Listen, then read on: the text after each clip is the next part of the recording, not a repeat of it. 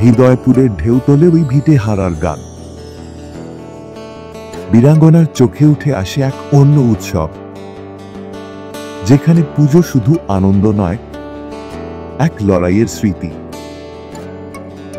সুতোয় গাঁথা হয় যুদ্ধ, রঙে আঁকা হয় কান্না, কাঠামোর ফাঁকে ফাঁকে থাকে ইতিহাসের চাপা চিৎকার। সেই স্মৃতিকে শিল্পে বুনে গল্প বলেন যিনি, শিল্পী প্রদীপ দাস। এই বছর বেহালা ফ্রেন্ডস ক্লাবের হীরক জয়ন্তী উদযাপন। এই চমক সৃষ্টি করতে চলেছেন শিল্পী প্রদীপ দাস। আসুন শুনি ওনার কাছ থেকে। গত বছরও বেহালায় কাজ করেছিলাম, এবছরও বেহালা আমার পাড়া। তা এই পুজোগুলো দেখেই তো বড় হয়েছি, এই পুজোগুলো আমাদের ইন্সপিরেশন ছিল। তা সেখানে পুজো করতে পেরে খুব ভালো লাগার একটা জায়গা, ভালো লাগার একটা অভিজ্ঞতা হতে যাচ্ছে। আর যেহেতু আমাদের কাজটা এই মাঠ কেন্দ্রিক হয় এবং এই মাঠের চরিত্র রেখেই কাজ করি আমরা, তা সেইটা আমার মনে হয় এবং ক্লাবের মানুষজন তাদের সহযোগিতা সব নিয়ে একটা ভালো কাজ হতে যাচ্ছে। তিনি কিছুই চির প্রত্যাশী,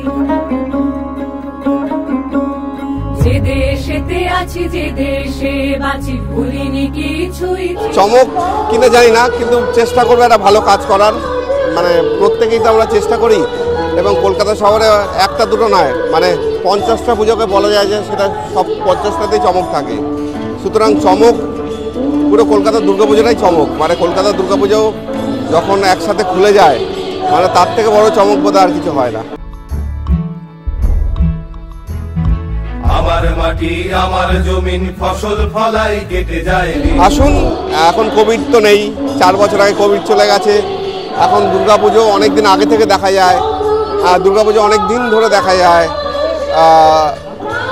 যাদের হাঁটতে অসুবিধা হয় তাদের জন্য ব্যবস্থা থাকে, প্রত্যেকের জন্যই দুর্গাপুজো এখন। সুতরাং সবাইকে অগ্রিম শুভেচ্ছা জানাই, অভিনন্দন জানাই দুর্গাপুজো আসার জন্য। 1860 বাংলার লাট ধার্য করলো বিঘা প্রতিদিন, আর পারি না রুখে দাঁড়াবো, প্রতিবাদ হলো প্রথা। থ্যাংক ইউ পুজো ক্লিক্সের মধ্যে দিয়ে আরো বেশি করে লোক দেখুক দুর্গাপুজো, সেটা আমরা চাই। থ্যাংক ইউ সব দর্শককেও থ্যাংক ইউ। আন্দোলনের আলোয় হলো ইংরেজ পরাজয়, আন্দোলনের আলোয় হলো ইংরেজ পরাজয়। সেই প্রতিবাদ রক্তে মিশেছে, নেই আর কোনো ভয়।